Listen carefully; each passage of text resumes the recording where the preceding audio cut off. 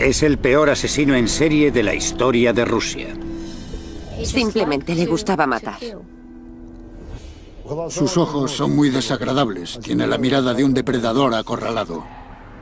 Durante años mantuvo aterrorizada a la ciudad. Durante años se ha burlado de la policía.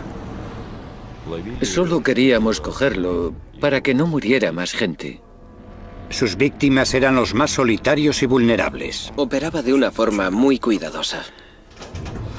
Y mantenía un curioso registro de sus crímenes. Basada en un acceso sin precedentes a la Brigada de Élite de Homicidios de Moscú y en las grabaciones únicas de la policía de una espeluznante confesión en el lugar del crimen, esta es la historia jamás contada de la caza del asesino en serie más prolífico de Rusia.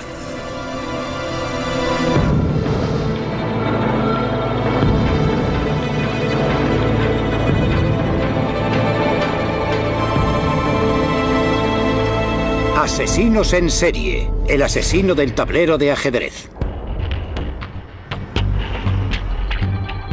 Moscú ha experimentado cambios extraordinarios desde los días oscuros de la Guerra Fría. Hoy es un lugar de fabulosa riqueza y de pobreza demoledora. De catedrales de postal y recios complejos residenciales, y también es el telón de fondo para uno de los asesinos en serie más famosos de Rusia.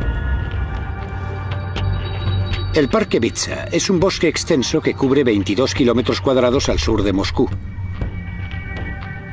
Es un sitio muy popular, donde los rusos corrientes jugaban al ajedrez o simplemente disfrutaban de un agradable paseo. Pero durante años guardó un turbio secreto.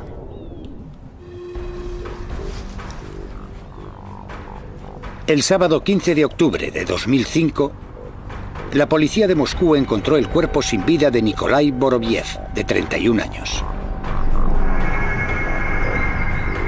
Había sufrido heridas terribles en la cabeza.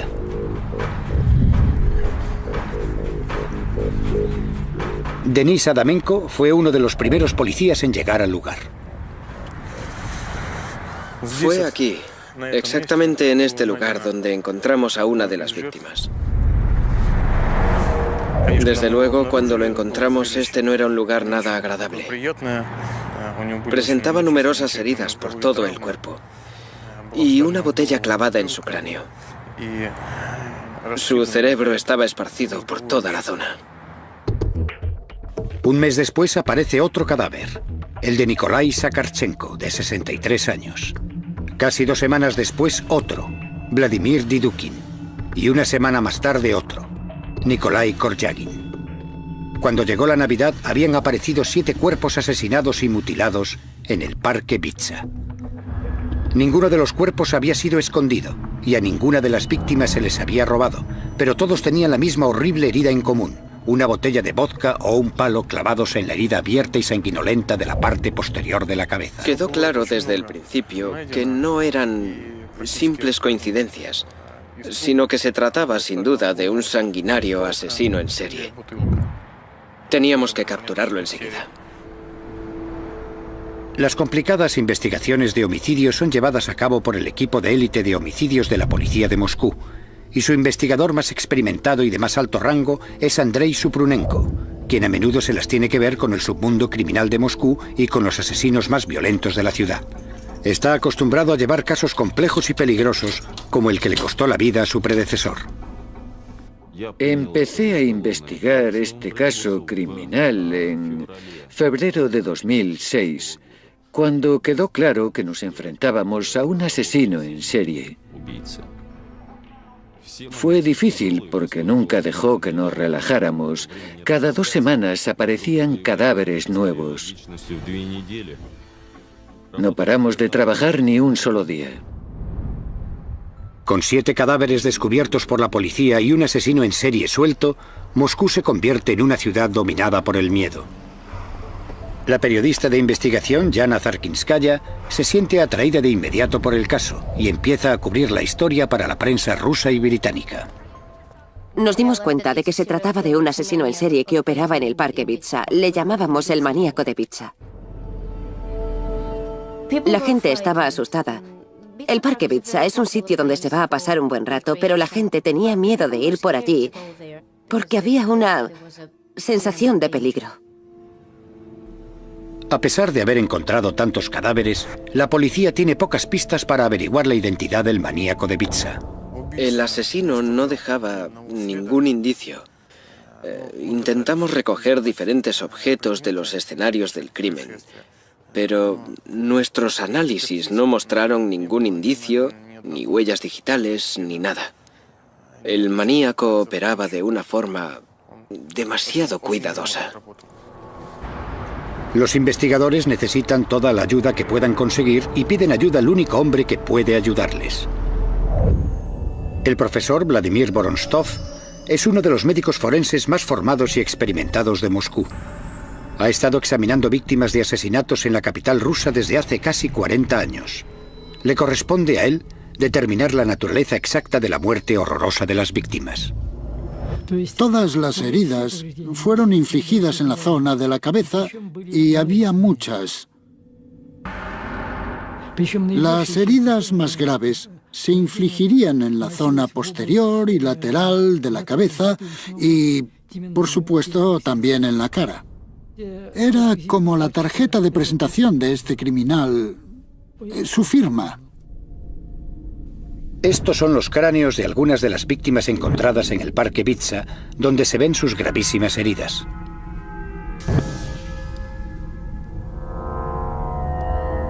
Aunque las pruebas forenses son muy limitadas, el profesor Vorontsov todavía puede determinar el arma que debió usarse. Esta fractura fue causada por un objeto que tenía una arista en forma de ángulo. Podría haber sido un martillo. ¿Pero quién es el asesino que empuña el martillo en el Parque Bitsa? En pocas semanas sucede algo que promete desvelar todo el misterio.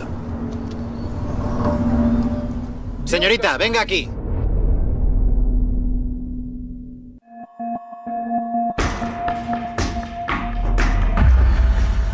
En enero de 2006, la policía de Moscú tiene 7 asesinatos sin resolver entre manos.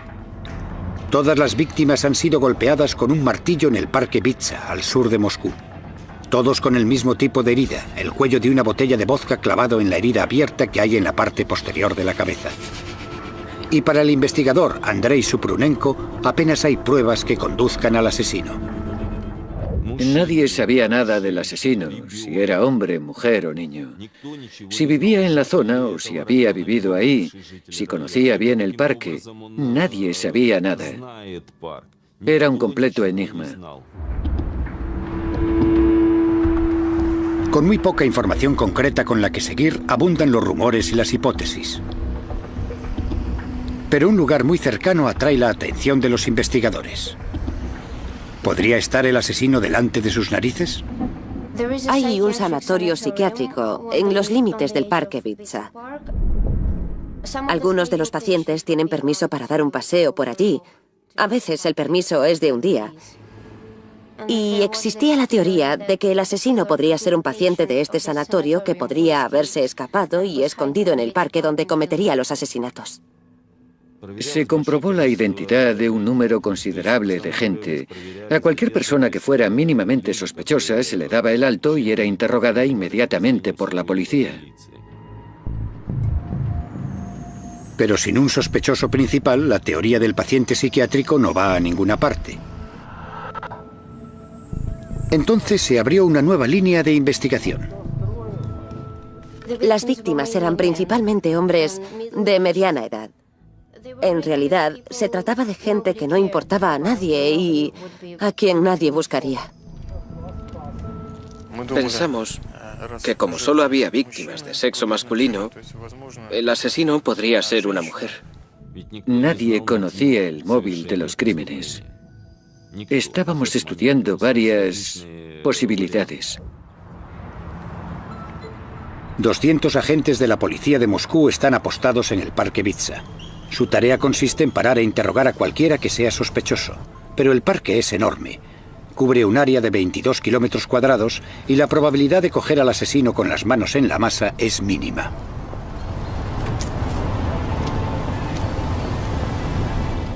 Señorita, venga aquí.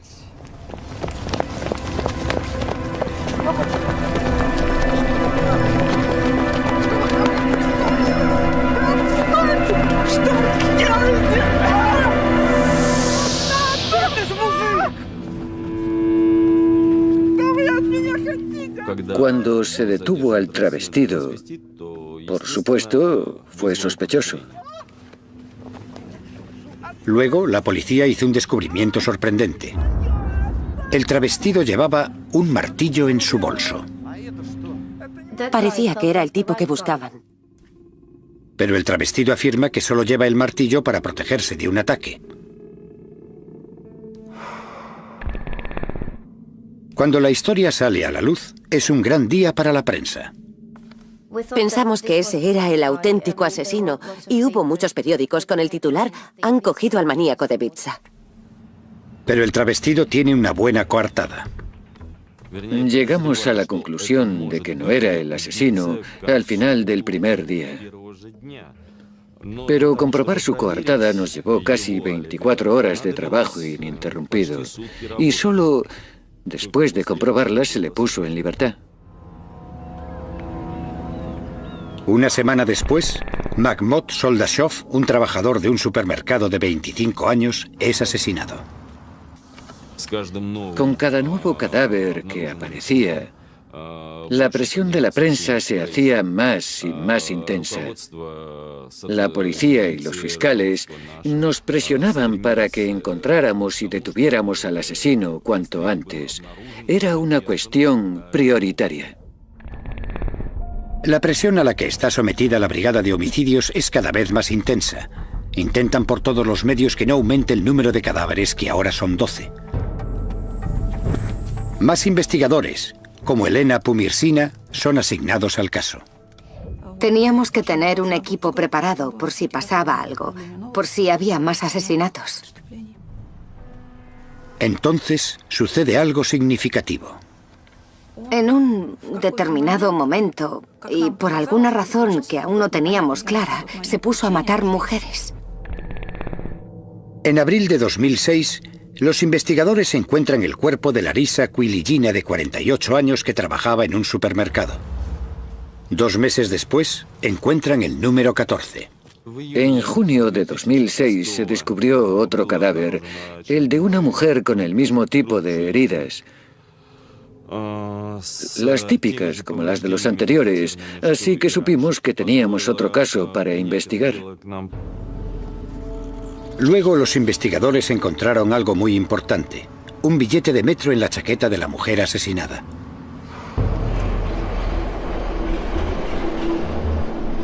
Los detectives ahora empiezan a estudiar detenidamente las grabaciones del metro de Moscú para ver si consiguen averiguar quién viajó con la mujer ese día. Pero es una tarea inmensa. Después sucede algo más. 2 días después, unos agentes de policía me llamaron para decirme que el hijo de la mujer asesinada había aparecido y que había identificado el cadáver.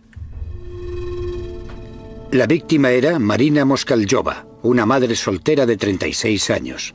Vivía sola con su hijo Sergei. Cuando nos entrevistamos con él, nos dijo que su madre había salido a dar un paseo con su novio, Sasha. No volvió a casa.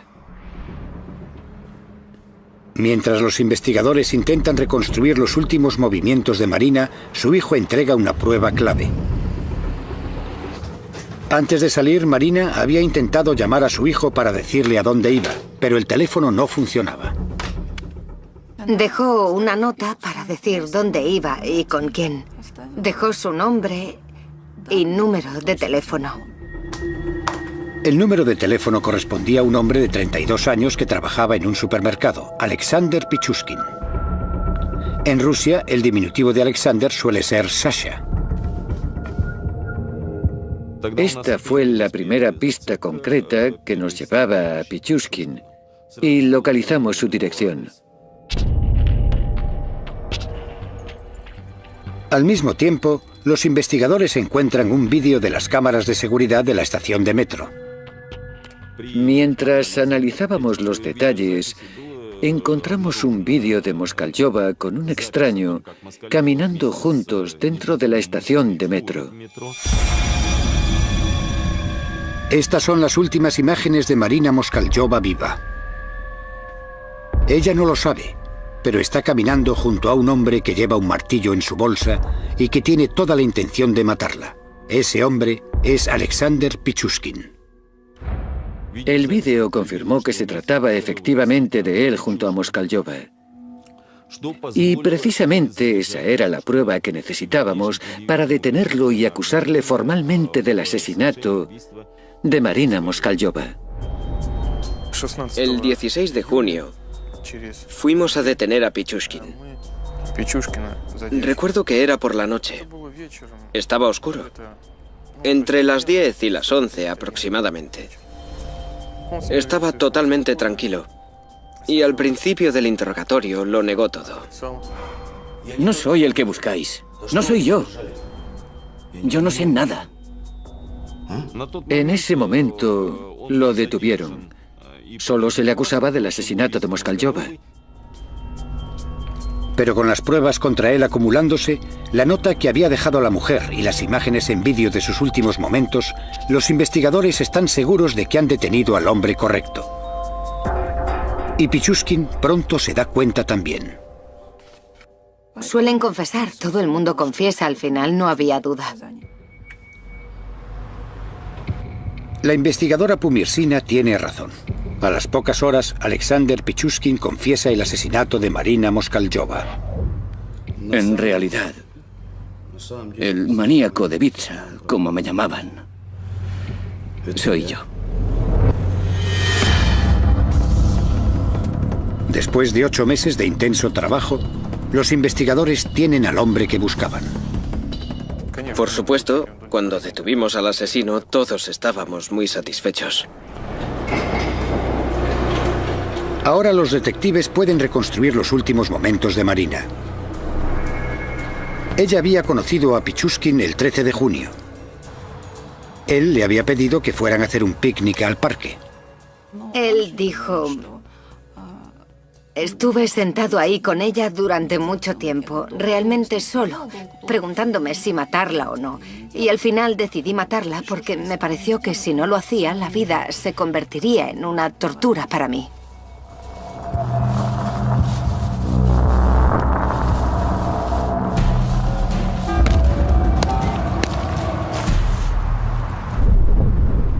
Los investigadores sospechan que Pichushkin ha cometido 14 asesinatos en el parque Vitsa. Pero lo que viene después es una sorpresa absoluta. Por supuesto, ninguno de nosotros podía imaginarse el número real de crímenes que había cometido. Cometí 61 asesinatos. 60 de ellos en el parque Vitsa. Durante 14 años. Hice lo que me vino en gana.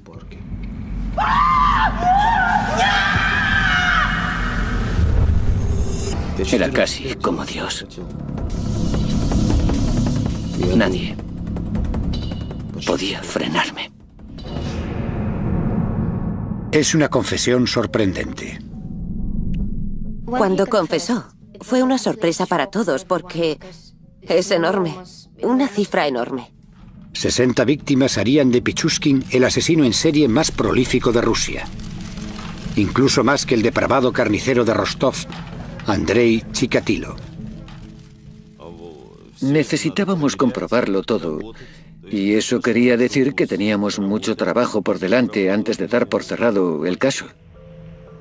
Y entonces los investigadores encuentran algo que les hace pensar que la historia de Pichushkin podría ser verdad. Después de encontrar a Pichushkin, se hizo un registro de su domicilio.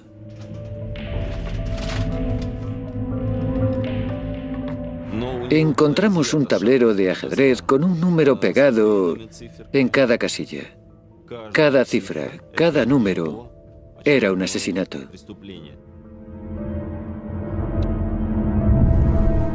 Quería cometer un asesinato por cada una de las casillas del tablero. ¿Pero era cierto lo que dijo en esa extraordinaria confesión? Él podría haber dicho cualquier cosa, pero nosotros no podíamos creer nada a menos que tuviéramos pruebas. Y para conseguir esas pruebas, tendrían que meterse en la mente del asesino en serie más prolífico de Rusia.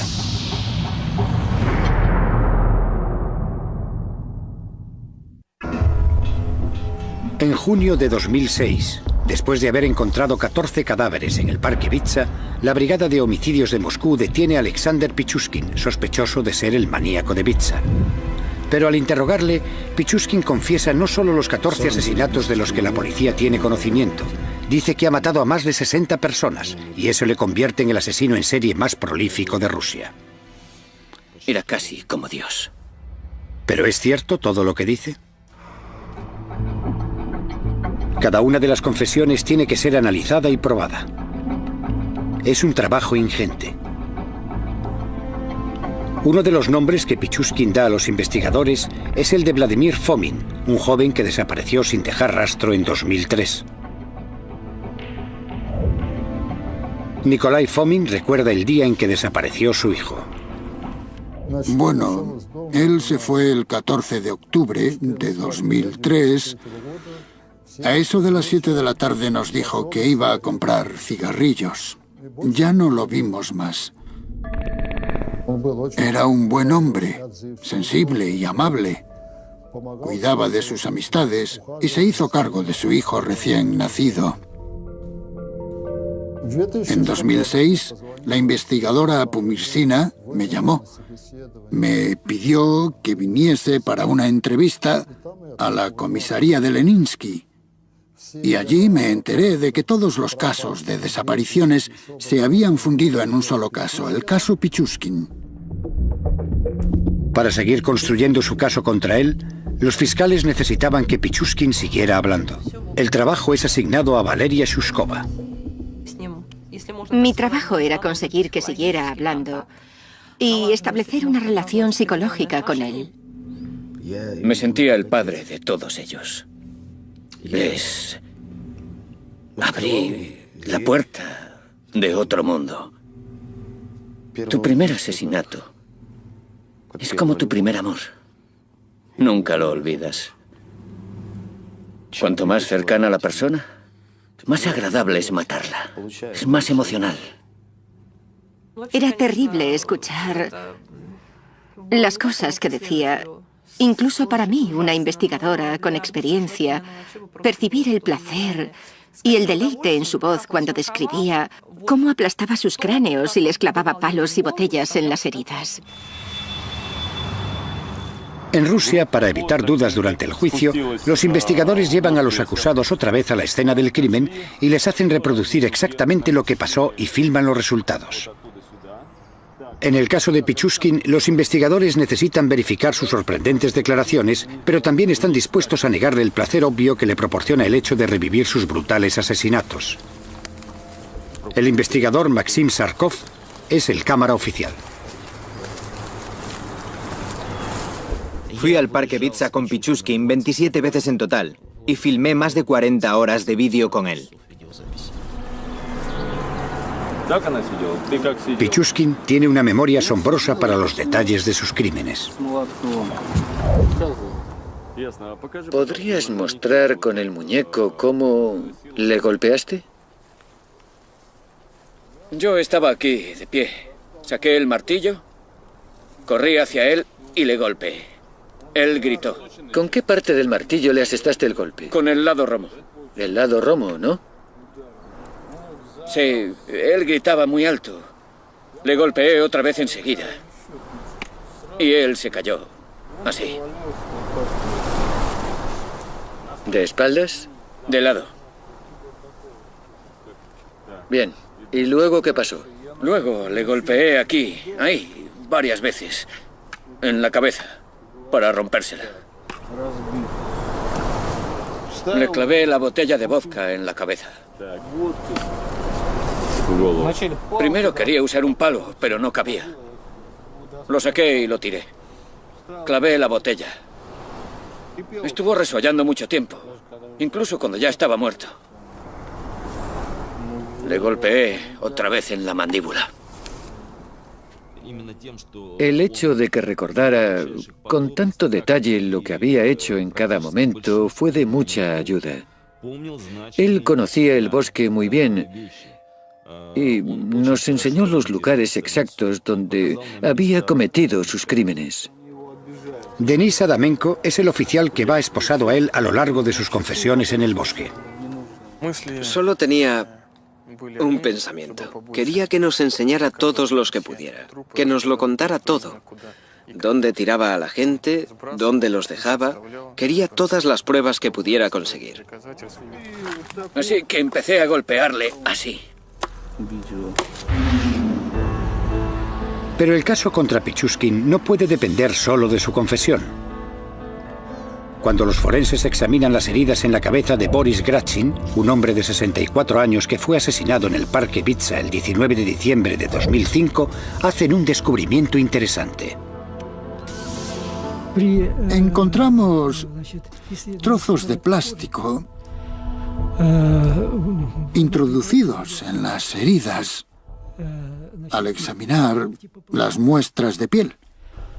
Nuestra conclusión preliminar fue que esos pequeños fragmentos de plástico podrían formar parte del objeto usado para golpear. La policía de Moscú recuperó este martillo. Pichushkin afirma haberlo usado, pero hace falta probar que es el arma del crimen. Mientras estábamos estudiando con mucho detenimiento el martillo, encontramos que presentaba algunos arañazos profundos en la superficie del mango, cerca de la cabeza. Al compararlo con las partículas que habíamos encontrado, resultó evidente que formaban parte de ese mango.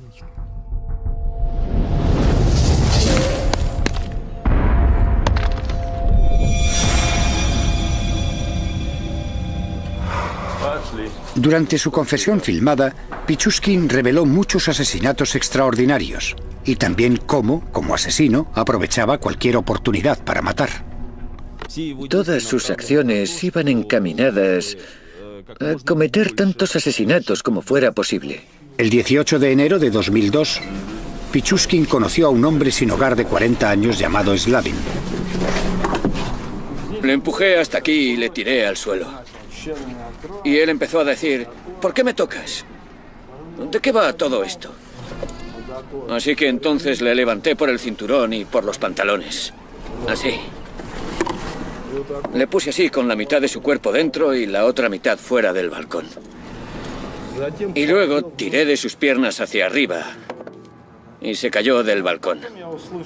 Lo siguiente que escuché fue su grito ahí abajo, después de caerse. La gente pensó que se trataba de un suicidio y no de un crimen. Él sabía perfectamente lo que pasaba, sabía perfectamente lo que hacía.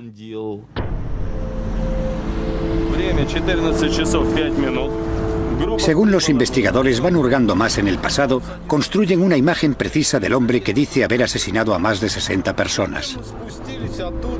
Pichushkin nació en Moscú el 9 de abril de 1974. Sus antecedentes parecían corrientes. Vivía con su madre y su hermana en este apartamento de la calle Kersonskaya. Es un piso típico de la época soviética y no está lejos del Parque Bitsa. Tenía un trabajo fijo en un supermercado y en general le caía bien a la gente. Su vida era normal y corriente. Pero Alexander luchaba por ser diferente. Un equipo de médicos del Instituto Ruso de Psicología dedicó 6 meses a estudiar el historial psicológico de Pichushkin. Uno de ellos era el psicólogo Eugeni Mashushkin. No era feliz en su vida privada.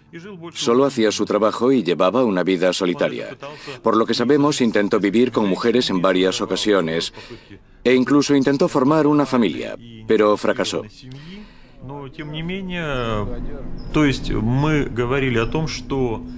El patrón de conducta del que éramos testigos era muy complicado, aunque pudimos concluir que existía un cierto patrón, una tendencia al asesinato y a las actividades sádicas y agresivas.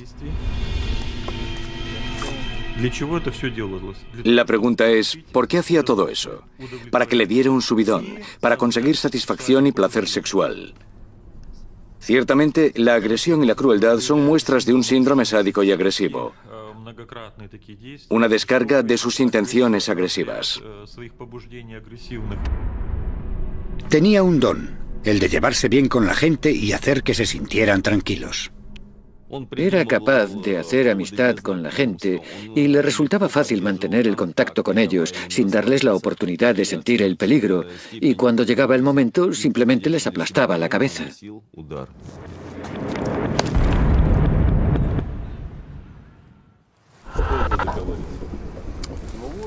Durante las 40 horas de confesión filmada en el bosque, Pichushkin continúa horrorizando a los investigadores por la naturaleza de sus crímenes.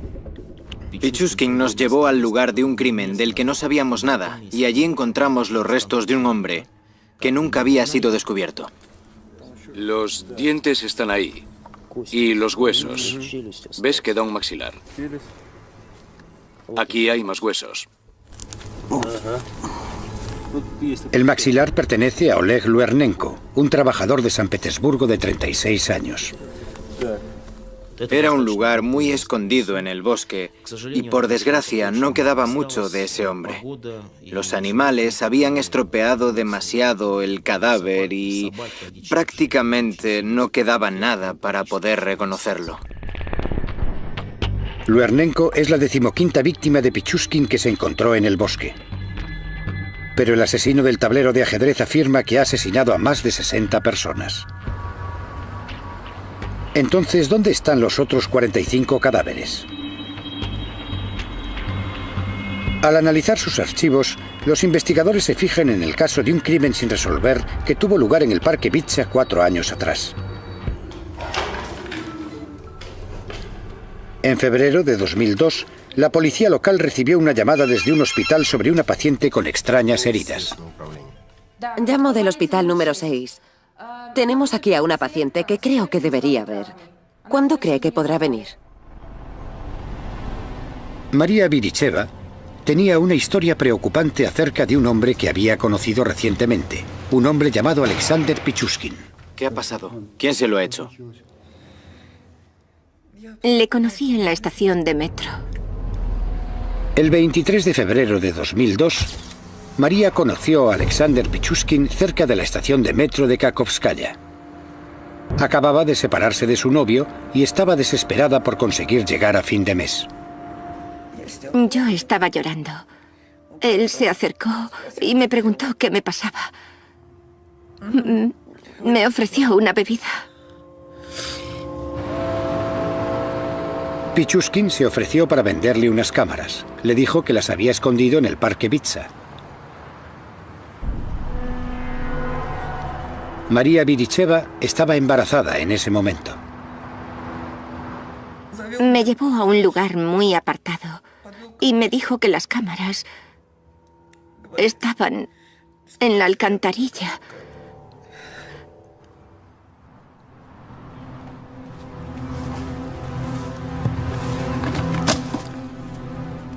Me dijo que mirara en la alcantarilla.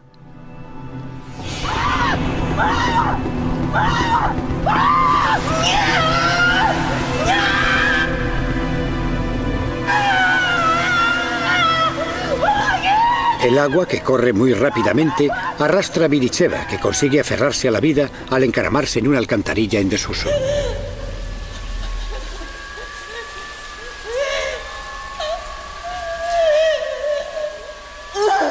Después de estar atrapada durante más de 20 horas, finalmente reunió las fuerzas para salir de allí. Estaba intentando encontrar la salida, pero no veía nada.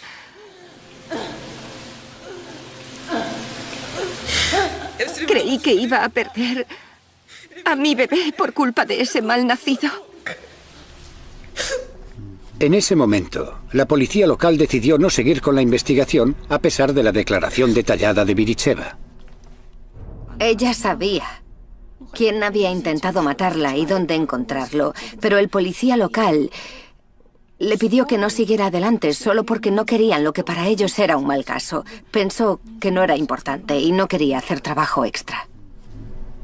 Ahí se perdió una buena oportunidad. Tuvieron la posibilidad de cogerle mucho, mucho antes y de salvar más de 20 vidas, creo.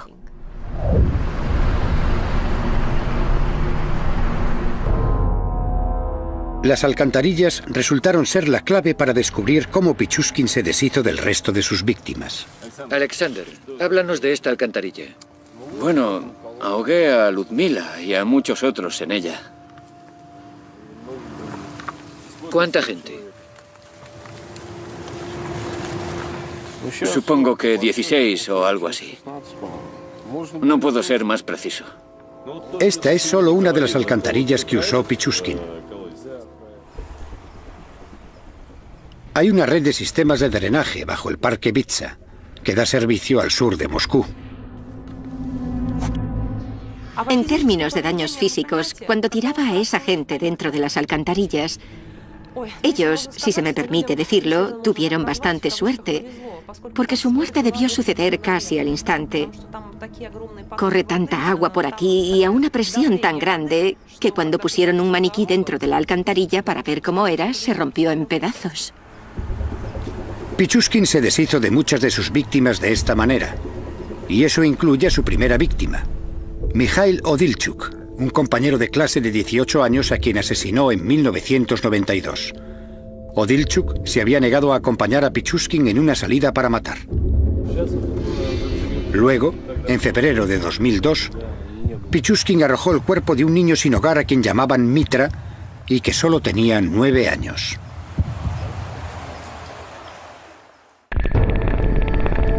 Pichushkin afirma que arrojó los cuerpos de unas 43 personas en las alcantarillas que hay bajo el parque Vitsa. Incluso nos echó la culpa por no ser capaces de encontrar todos los cadáveres. En serio. Nos echó en cara que no trabajábamos lo suficiente, que éramos unos vagos.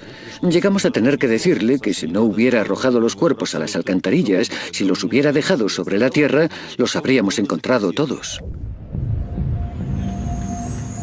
Pero queda una pregunta. ¿Por qué Pichushkin pasa de tirar los cuerpos a las alcantarillas donde simplemente desaparecen a dejarlos al aire libre donde casi es seguro que los encontrarán? Me dio la impresión de que no podía callárselo por más tiempo y que necesitaba que todo el mundo lo supiera. Quería un reconocimiento público por lo que estaba haciendo. Creo que en el fondo de su corazón quería que le cogieran. Él solo quería la atención y la fama, pero ya no podía callarse más. Alexander Pichushkin está a punto de vivir su momento de fama. Los fiscales de Moscú han construido un caso sólido contra él, con pruebas suficientes para acusarle de 45 asesinatos. Bajo la mirada de los medios de comunicación de todo el mundo, el asesino del tablero de ajedrez se enfrenta a la última partida.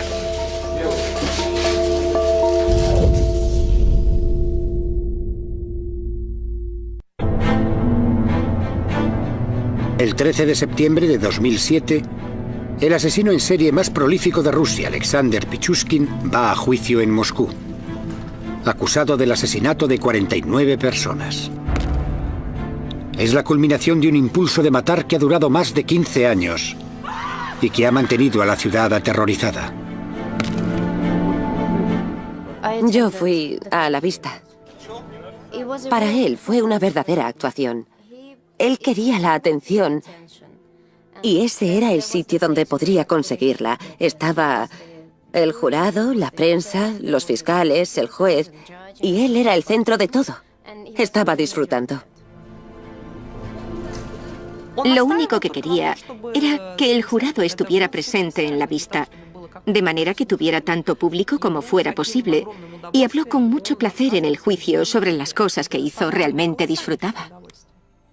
Este es el momento de fama de Pichushkin y actúa como nunca.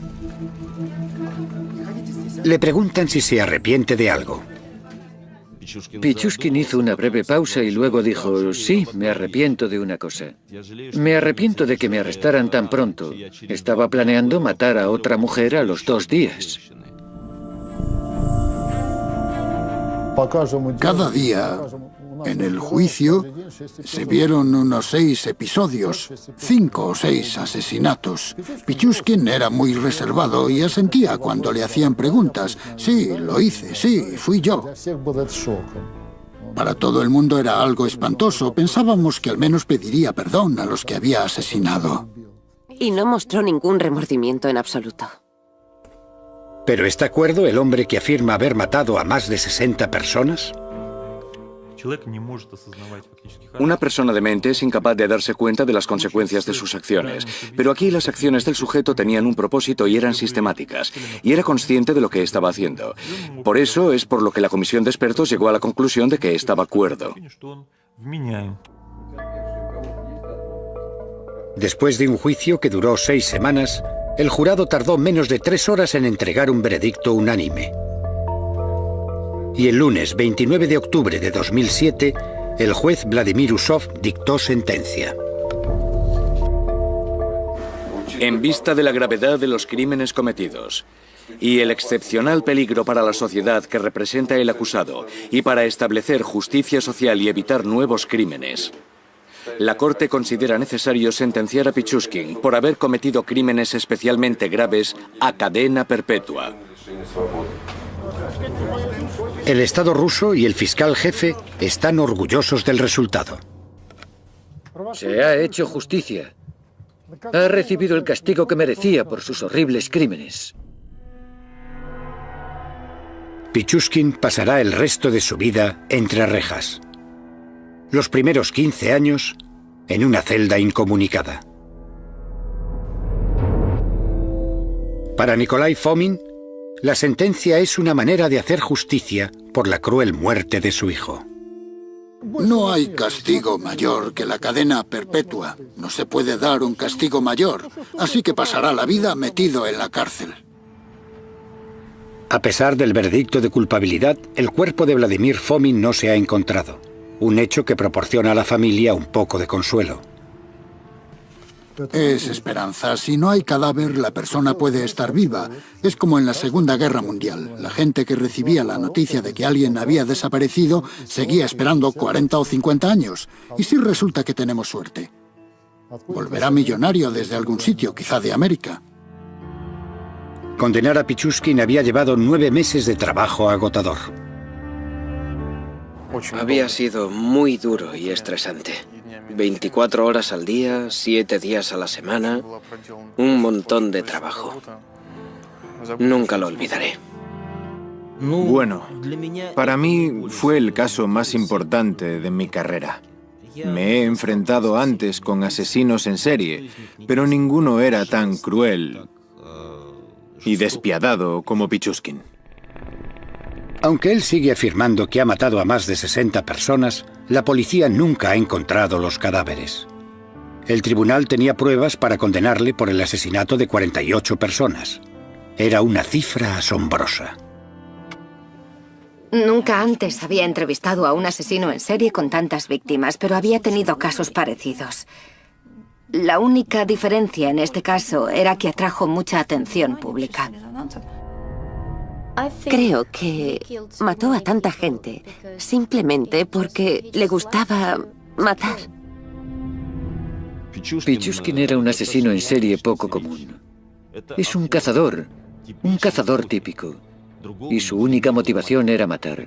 No había otro motivo, a pesar de lo que algunos pudieran pensar.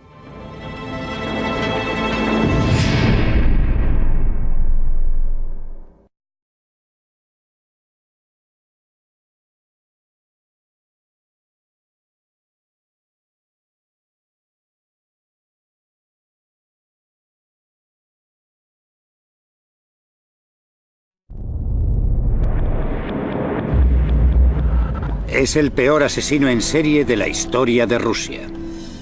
Simplemente le gustaba matar. Sus ojos son muy desagradables. Tiene la mirada de un depredador acorralado. Durante años mantuvo aterrorizada a la ciudad.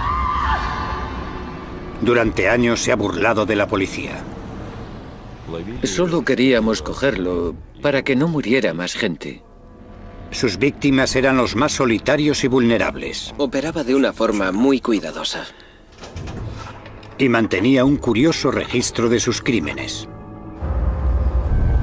Basada en un acceso sin precedentes a la Brigada de Élite de Homicidios de Moscú y en las grabaciones únicas de la policía de una espeluznante confesión en el lugar del crimen,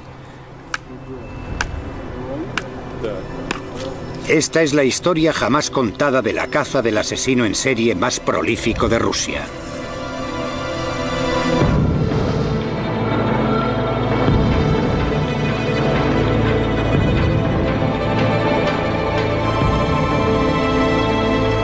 Asesinos en serie, el asesino del tablero de ajedrez. Moscú ha experimentado cambios extraordinarios desde los días oscuros de la Guerra Fría. Hoy es un lugar de fabulosa riqueza y de pobreza demoledora, de catedrales de postal y recios complejos residenciales, y también es el telón de fondo para uno de los asesinos en serie más famosos de Rusia. El Parque Bitsa es un bosque extenso que cubre 22 kilómetros cuadrados al sur de Moscú. Es un sitio muy popular, donde los rusos corrientes jugaban al ajedrez o simplemente disfrutaban de un agradable paseo. Pero durante años guardó un turbio secreto.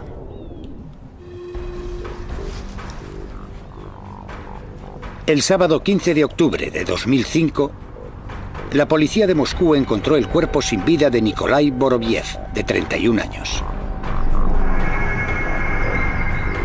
Había sufrido heridas terribles en la cabeza.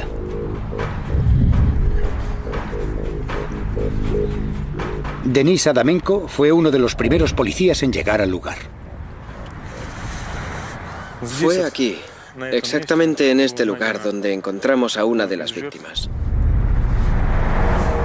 Desde luego, cuando lo encontramos, este no era un lugar nada agradable.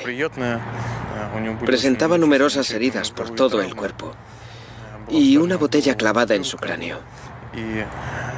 Su cerebro estaba esparcido por toda la zona. Un mes después aparece otro cadáver, el de Nikolai Sakharchenko, de 63 años. Casi 2 semanas después, otro, Vladimir Didukin. Y una semana más tarde, otro, Nikolai Koryagin. Cuando llegó la Navidad, habían aparecido 7 cuerpos asesinados y mutilados en el Parque Bitsa. Ninguno de los cuerpos había sido escondido y a ninguna de las víctimas se les había robado, pero todos tenían la misma horrible herida en común, una botella de vodka o un palo clavados en la herida abierta y sanguinolenta de la parte posterior de la cabeza. Quedó claro desde el principio que no eran simples coincidencias, sino que se trataba sin duda de un sanguinario asesino en serie. Teníamos que capturarlo enseguida.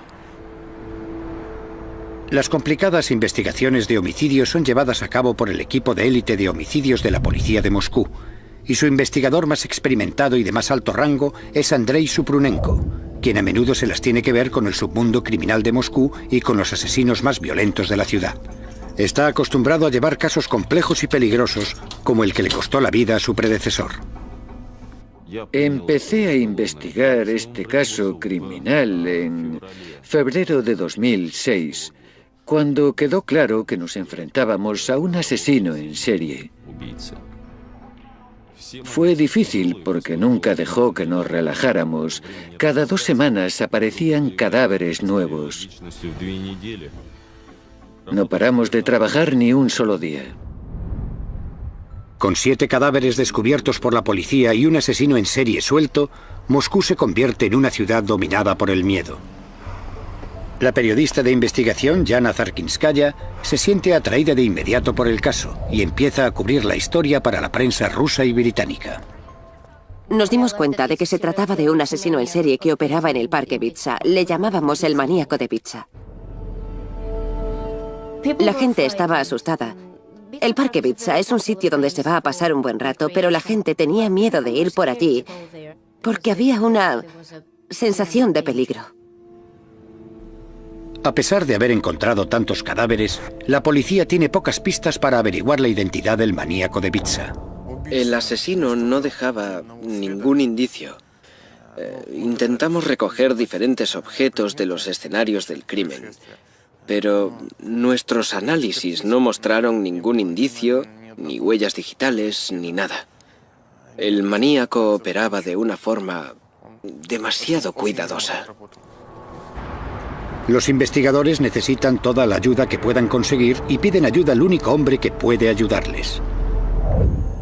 El profesor Vladimir Vorontsov es uno de los médicos forenses más formados y experimentados de Moscú.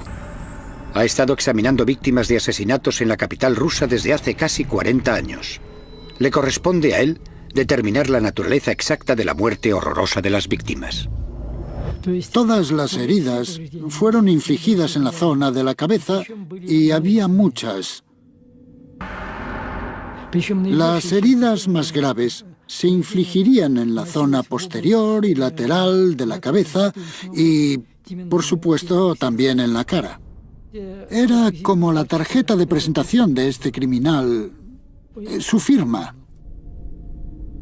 Estos son los cráneos de algunas de las víctimas encontradas en el Parque Vitsa, donde se ven sus gravísimas heridas.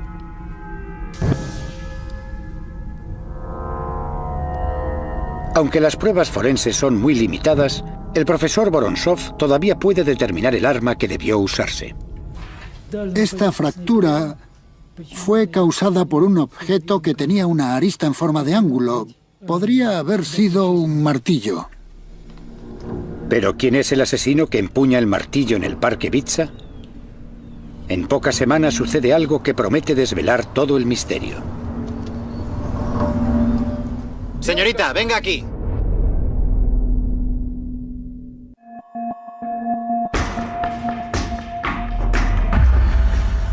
En enero de 2006, la policía de Moscú tiene 7 asesinatos sin resolver entre manos. Todas las víctimas han sido golpeadas con un martillo en el Parque Vitsa, al sur de Moscú.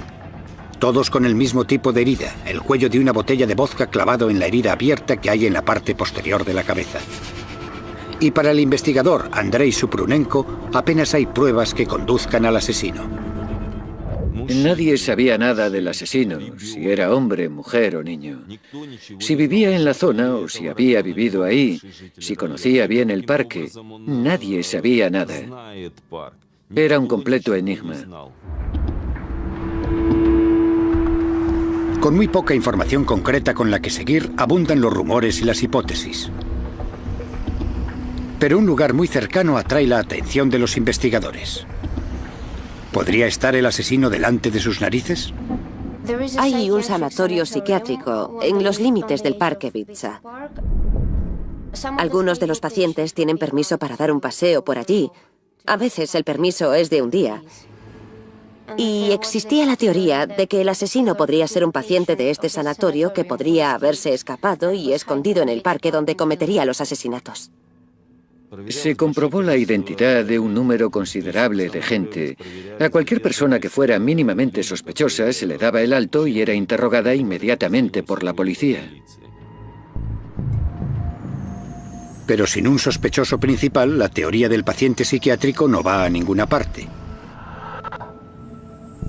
Entonces se abrió una nueva línea de investigación. Las víctimas eran principalmente hombres de mediana edad. En realidad, se trataba de gente que no importaba a nadie y a quien nadie buscaría. Pensamos que como solo había víctimas de sexo masculino, el asesino podría ser una mujer. Nadie conocía el móvil de los crímenes. Estábamos estudiando varias posibilidades. 200 agentes de la policía de Moscú están apostados en el Parque Vitsa. Su tarea consiste en parar e interrogar a cualquiera que sea sospechoso. Pero el parque es enorme. Cubre un área de 22 kilómetros cuadrados y la probabilidad de coger al asesino con las manos en la masa es mínima.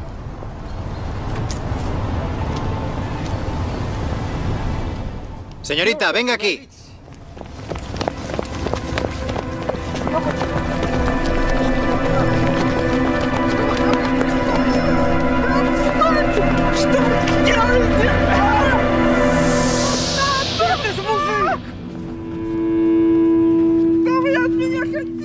Cuando se detuvo al travestido, por supuesto, fue sospechoso.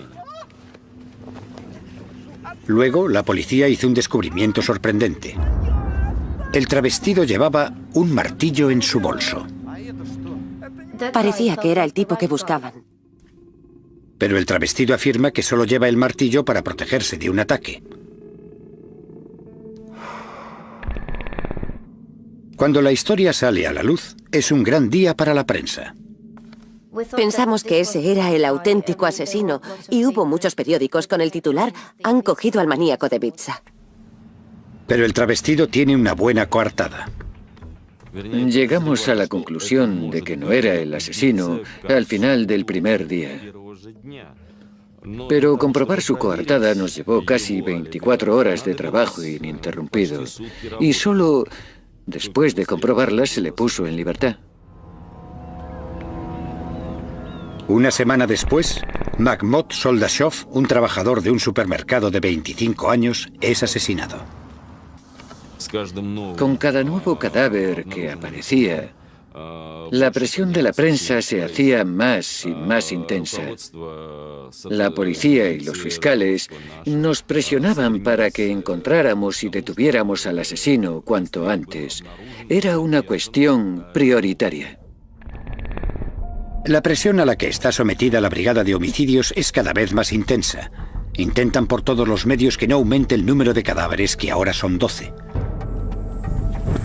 Más investigadores, como Elena Pumirsina, son asignados al caso.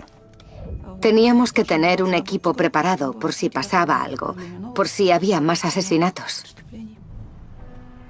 Entonces sucede algo significativo. En un determinado momento, y por alguna razón que aún no teníamos clara, se puso a matar mujeres. En abril de 2006, los investigadores encuentran el cuerpo de Larisa Quiligina, de 48 años, que trabajaba en un supermercado. 2 meses después, encuentran el número 14. En junio de 2006 se descubrió otro cadáver, el de una mujer con el mismo tipo de heridas. Las típicas, como las de los anteriores, así que supimos que teníamos otro caso para investigar. Luego los investigadores encontraron algo muy importante: un billete de metro en la chaqueta de la mujer asesinada.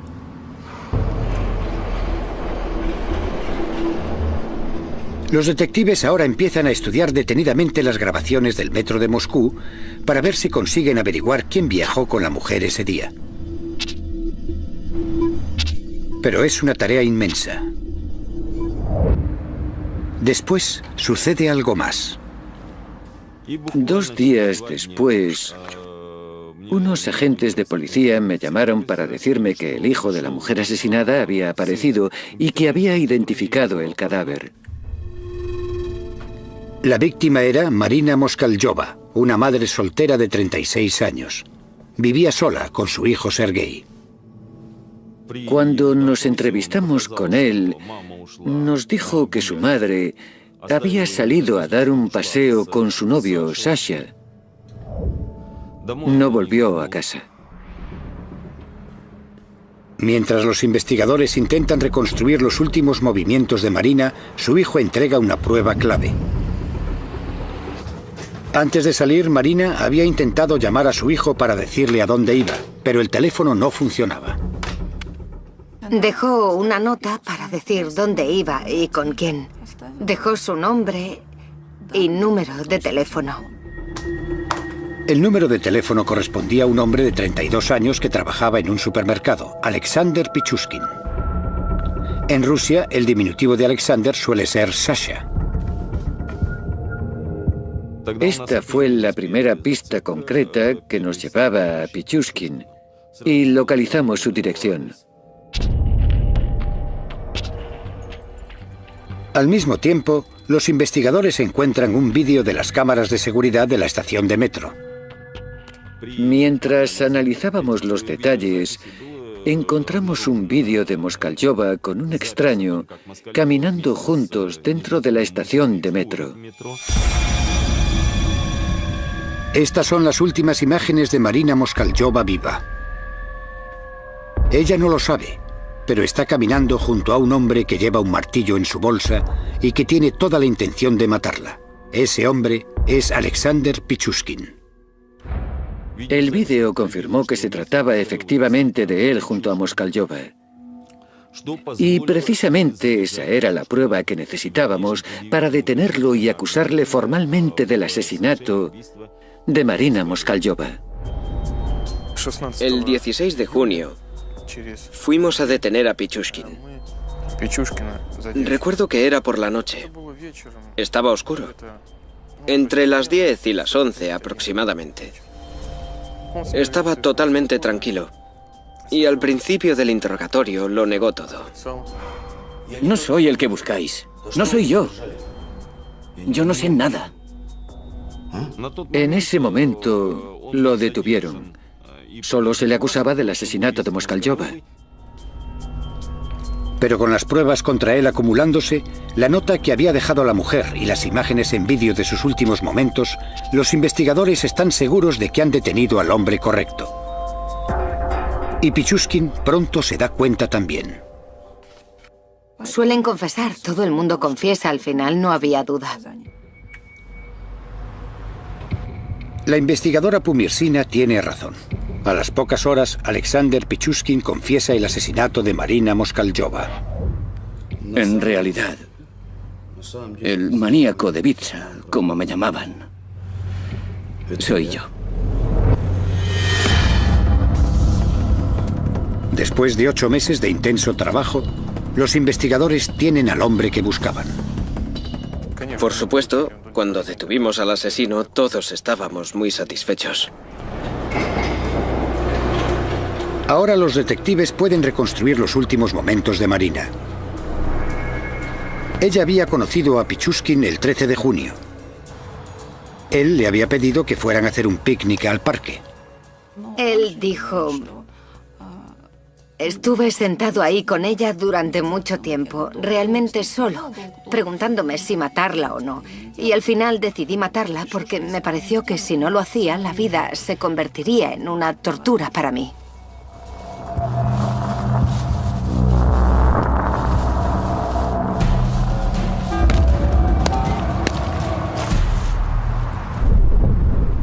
Los investigadores sospechan que Pichushkin ha cometido 14 asesinatos en el parque Vitsa. Pero lo que viene después es una sorpresa absoluta. Por supuesto, ninguno de nosotros podía imaginarse el número real de crímenes que había cometido. Cometí 61 asesinatos. 60 de ellos en el parque Vitsa. Durante 14 años. Hice lo que me vino en gana. Experimentados de Moscú. Ha estado examinando víctimas de asesinatos en la capital rusa desde hace casi 40 años.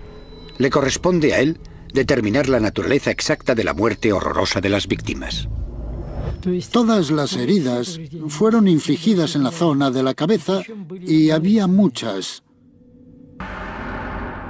Las heridas más graves se infligirían en la zona posterior y lateral de la cabeza y, por supuesto, también en la cara. Era como la tarjeta de presentación de este criminal, su firma. Estos son los cráneos de algunas de las víctimas encontradas en el parque Vitsa, donde se ven sus gravísimas heridas.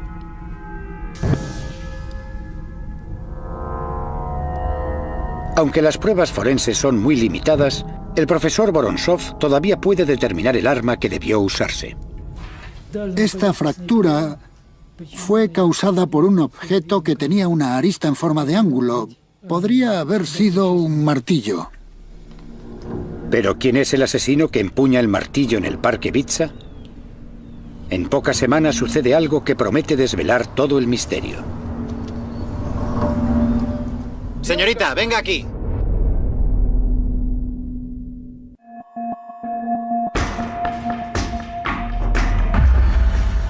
En enero de 2006, la policía de Moscú tiene 7 asesinatos sin resolver entre manos. Todas las víctimas han sido golpeadas con un martillo en el parque Vitsa, al sur de Moscú.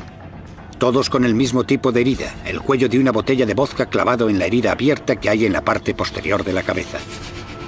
Y para el investigador Andrei Supronenko, apenas hay pruebas que conduzcan al asesino. Nadie sabía nada del asesino, si era hombre, mujer o niño. Si vivía en la zona, Los corrientes jugaban al ajedrez o simplemente disfrutaban de un agradable paseo.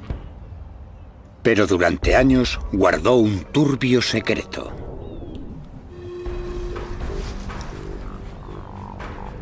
El sábado 15 de octubre de 2005, la policía de Moscú encontró el cuerpo sin vida de Nikolai Boroviev, de 31 años.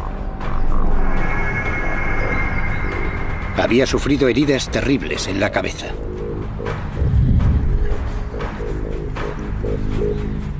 Denis Adamenko fue uno de los primeros policías en llegar al lugar. Fue aquí, exactamente en este lugar, donde encontramos a una de las víctimas. Desde luego, cuando lo encontramos, este no era un lugar nada agradable. Presentaba numerosas heridas por todo el cuerpo y una botella clavada en su cráneo. Su cerebro estaba esparcido por toda la zona. Un mes después aparece otro cadáver, el de Nikolai Sakharchenko, de 63 años. Casi 2 semanas después, otro, Vladimir Didukin. Y una semana más tarde, otro, Nikolai Koryagin. Cuando llegó la Navidad, habían aparecido 7 cuerpos asesinados y mutilados en el Parque Bitsa. Ninguno de los cuerpos había sido escondido y a ninguna de las víctimas se les había robado, pero todos tenían la misma horrible herida en común: una botella de vodka o un palo clavados en la herida abierta y sanguinolenta de la parte posterior de la cabeza. Quedó claro desde el principio que no eran simples coincidencias, sino que se trataba sin duda de un sanguinario asesino en serie. Teníamos que capturarlo enseguida. Las complicadas investigaciones de homicidios son llevadas a cabo por el equipo de élite de homicidios de la policía de Moscú, y su investigador más experimentado y de más alto rango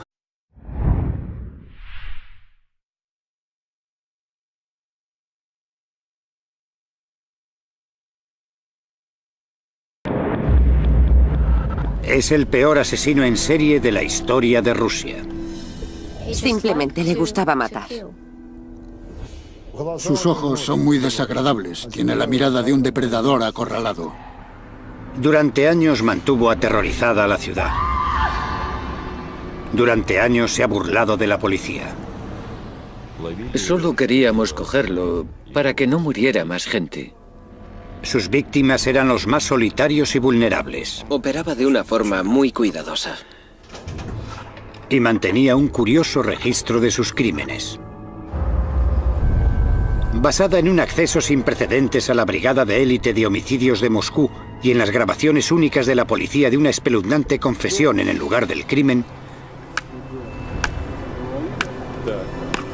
esta es la historia jamás contada de la caza del asesino en serie más prolífico de Rusia.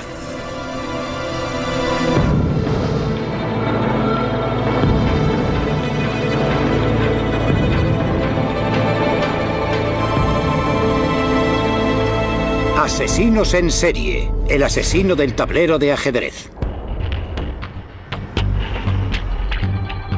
Moscú ha experimentado cambios extraordinarios desde los días oscuros de la Guerra Fría.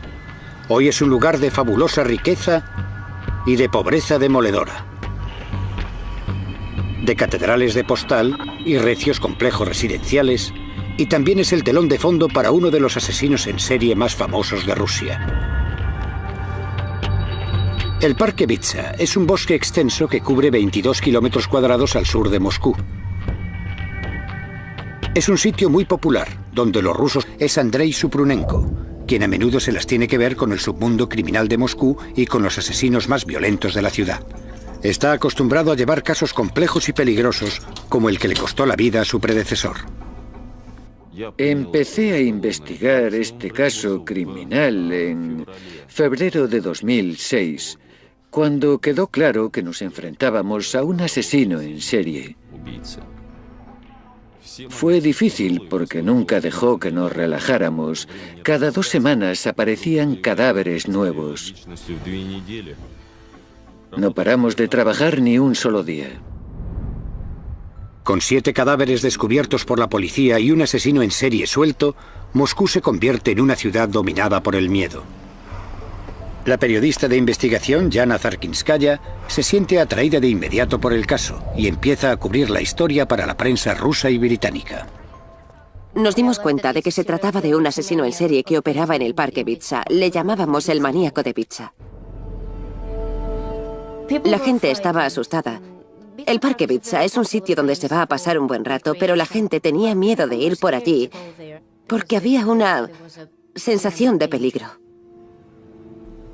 A pesar de haber encontrado tantos cadáveres, la policía tiene pocas pistas para averiguar la identidad del maníaco de Bitsa. El asesino no dejaba ningún indicio. Intentamos recoger diferentes objetos de los escenarios del crimen, pero nuestros análisis no mostraron ningún indicio, ni huellas digitales, ni nada. El maníaco operaba de una forma demasiado cuidadosa. Los investigadores necesitan toda la ayuda que puedan conseguir y piden ayuda al único hombre que puede ayudarles. El profesor Vladimir Vorontsov es uno de los médicos forenses más formados y... Si había vivido ahí, si conocía bien el parque, nadie sabía nada. Era un completo enigma. Con muy poca información concreta con la que seguir, abundan los rumores y las hipótesis. Pero un lugar muy cercano atrae la atención de los investigadores. ¿Podría estar el asesino delante de sus narices? Hay un sanatorio psiquiátrico en los límites del Parque Bitsa. Algunos de los pacientes tienen permiso para dar un paseo por allí. A veces el permiso es de un día.